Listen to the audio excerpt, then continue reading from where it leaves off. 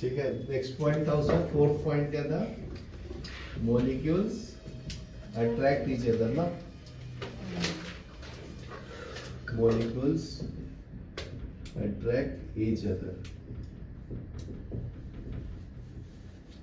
ठीक है, तो इसमें क्या है? The molecules of matter exert a force of attraction on each other. मतलब एक दूसरे के ऊपर फोर्स ऑफ अट्रैक्शन अप्लाई होता है। ये इसके ऊपर फोर्स अप्लाई करेगा, ये इसके ऊपर। मान लीजिए F1 अप्लाई कर रहा है तो ये F2 अप्लाई करेगा। ठीक है, ये ऑब्जेक्ट 1 है, ये ऑब्जेक्ट 2 है। यहाँ तक क्लियर है? This force of attraction is called intermolecular force. तो इसका नाम दिया एक, वो याद रखना, इंटरमोलिकुलर फोर्स। यहाँ तक क्लियर है? नेक्स्ट देखो, intermolecular force is not caused due to the mass but due to the charge. ठीक है, बिटवीन द मॉलिक्यूल्स। मान लीजिए सोडियम पे प्लस चार्ज है, क्लोरीन पे माइनस चार्ज, तो प्लस माइनस को अट्रैक्ट करता है ना, तो ये ड्यू टू चार्ज हो गया ना, due to charge force of attraction is developed. Force of attraction is developed. ठीक है, यार क्लियर है? This force is called attractive force.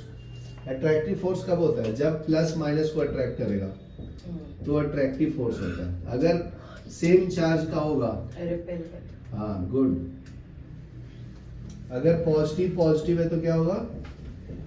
Repulsion होगा, रिपल्सिव फोर्स होगा। नेगेटिव नेगेटिव होगा तो रिपल्सिव होगा। ठीक है, बस चार्ज क्या होना चाहिए? उल्टा, तब अट्रैक्टिव होगा ना। जैसे नेगेटिव पॉजिटिव होगा तो क्या होगा? अट्रैक्टिव। क्लियर है? ओके। नेक्स्ट है, अगर मास रहेगा तो उनके बीच में ग्रेविटेशनल फोर्स ऑफ अट्रैक्शन बोलते हैं, और चार्जेस के बीच में जो फोर्स है उसको हम लोग एक नाम दिया इसका, इलेक्ट्रोस्टैटिक फोर्स। नाम क्या है इसका? Electrostatic force. दो मास है, जैसे m1 हो गया, इनका बीच का डिस्टेंस r हो गया, और यहाँ पे एक और ऑब्जेक्ट रख दिया हूं m2, तो इनके बीच में फोर्स ऑफ अट्रैक्शन होगा, उसको हम लोग ग्रेविटेशनल फोर्स बोलते हैं। F इक्वल टू एक फॉर्मूला दिया था ना अभी आपको, ध्यान दो, F equal to G(m1 m2) upon r² ना, इसको बोलते हैं gravitational force of attraction molecules के बीच में। हाँ।